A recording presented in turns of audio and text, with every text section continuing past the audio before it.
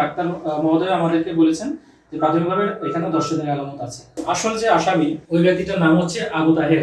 তাবাসসুমকে সে আগেও দেখেছে। তাবাসসুম যে বাড়িতে কোনো সময় চিপসের প্যাকেট, কোনো সময় জুসের বোতল এগুলো নিয়ে আসে। তাকে একটা চিপসের প্যাকেট দিয়ে, একটা জুসের বোতল দিয়ে, এটা কেউ কেউ না কেউ তো দিচ্ছে, কিন্তু আমরা এটা জানতাম না, তারাও এটা জানতো না, ফ্যামিলির লোকজনও জানতো না।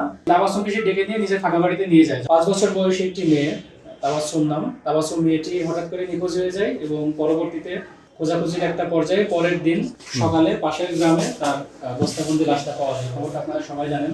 এই তাবাসসুমের বস্তাবন্দি লাশটি যখন আমরা উদ্ধার করি, তখন আমরা সাথে সাথে এটা নিয়ে কাজ শুরু করি। আসলে এই ঘটনাটি কে ঘটিয়েছে, কোথায় ঘটিয়েছে, কিভাবে ঘটিয়েছে। আমরা মোটামুটি কয়েকশো মানুষের সাথে শুধুমাত্র কথা বলি আসলে ঘটনার আদ্যপান্ত বিষয়টা জানার জন্য, কে ঘটিয়ে থাকতে পারে। তো একটা পর্যায়ে আমরা পুরো ঘটনাটা ন্যারো ডাউন করতে সক্ষম হই। আসল যে আসামি ওই ব্যক্তিটার নাম হচ্ছে আবু তাহের। আবু তাহেরের বাড়িটা আসলে ওইখানেই ছিল, ভিকটিমের যে বাড়িটা তার ঠিক 2টা বাড়ির পিছনে আবু তাহেরের বাড়ি ছিল। তো এটা বলে রাখা ভালো, আমাদের কাছে মনে হয়েছে ঘটনাটা আসলে পরিকল্পিত ঘটনা। কারণ ওই তাবাসসুম যে মেয়েটা, সেই মেয়েটার বাড়িটা যেহেতু এখানেই, সে ওইখানেই খেলাধুলা করে সবসময়। এই তাবাসসুমকে সে আগেও দেখেছে। তো আমরা যখন বাড়িতে কথা বলি, তখন ভিকটিমের মা এবং বাবা বলে যে এর আগেও এই মেয়েটা তাবাসসুম যে বাড়িতে কোনো সময় চিপসের প্যাকেট, কোনো সময় জুসের বোতল এগুলো নিয়ে আসে। তো ওরা প্রথমে খোঁজ করার চেষ্টা করেছিল এটা আসলে কারা। আমরা আসলে প্রথম দিকে আমরা জানতে পারিনি এই কাজটা কে করতো। মানে একটা বাচ্চাকে একটা চিপসের প্যাকেট দিয়ে, একটা জুসের বোতল দিয়ে, এটা কেউ কেউ না কেউ তো দিচ্ছে, কিন্তু আমরা এটা জানতাম না, তারাও এটা জানতো না, ফ্যামিলির লোকজনও জানতো না। আমরা এটা পরবর্তীতে আসলে অনেক এখানে আশেপাশে যতগুলো দোকান আছে সবাইকে জিজ্ঞেস করি, কেউ বলতে পারে না। তারপরে যখন লেগে থাকলাম, তখন ওই বাজারের ভিতরে একটা দোকানে একজন বললো যে ওই অমুক দিন সে এখান থেকে জুস কিনে নিয়ে গিয়েছিল, অমুক ব্যক্তির কথা বলে।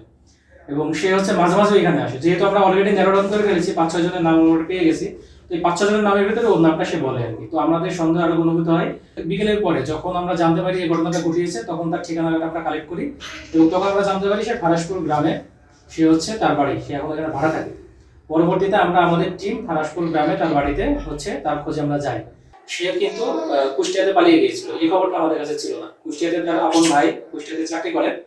আমরা তার গাড়িতে যাওয়ার পরে আমরা জানতে পারলাম যে কুষ্টিয়াতে সে অলরেডি পলাতক হয়ে গেছে। কুষ্টিয়া থানা পুলিশের সহযোগিতায় আমরা এই আসামি যে আবু তাহের, তাকে আমরা অ্যারেস্ট করতে সক্ষম হই। আমরা কুষ্টিয়া থানা পুলিশ বা কুষ্টিয়া জেলা পুলিশকে ধন্যবাদ জানাই এবং আমাদের পুলিশ সুপার স্যারও সর্বক্ষণ তাদের সাথে যোগাযোগ রেখেছিল। তো সব মিলিয়ে আর কি গতকালকে একটা সফল অপারেশন হয় এবং আবু তাহেরকে অ্যারেস্ট করা সক্ষম হয়। আবু তাহেরের বড় ভাইটা তাকে অ্যারেস্ট করার ব্যাপারে পজিটিভ ছিল এবং সে বলেছিল যে এই ধরনের দেখার জন্য ঘটনা সে তার ভাইয়ের কাছে স্বীকার করার পরে সে নিজেই চাচ্ছিল যে তার ভাই ধরা পড়ুক। মানে আবু তাহেরের যে ভাই, সে ভাইটা বলা যায় আইনের প্রতি শ্রদ্ধাশীল ছিল। ডাক্তারের সাথে আমরা প্রাথমিকভাবে কথা বলি, যিনি পোস্টমর্টেম করেছেন। ডাক্তার মহোদয় আমাদেরকে বলেছেন যে প্রাথমিকভাবে এখানে ধর্ষণের আলামত আছে, ধর্ষণের ঘটনা ঘটেছে।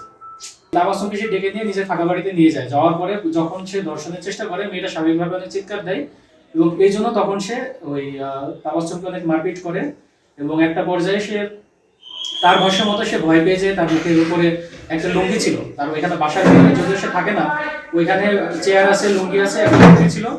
সেই লুঙ্গিটা সে ওই ভিকটিমের মুখে চাপা দিয়ে অনেকক্ষণ ধরে থাকে, ভিকটিম এখানে মারা যায়, তাবাসসুম এটা মারা যায়।